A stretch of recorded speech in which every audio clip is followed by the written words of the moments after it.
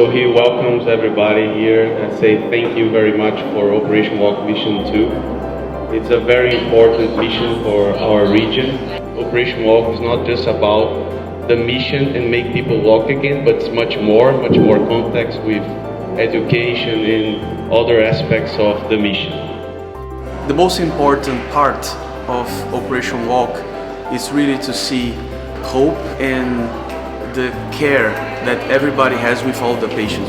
The most important piece are the 45 patients that are the waiting list.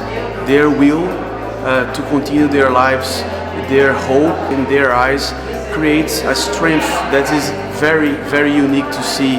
So that's why volunteers like myself really have the benefit to feel this presence here and to feel the hope of everybody.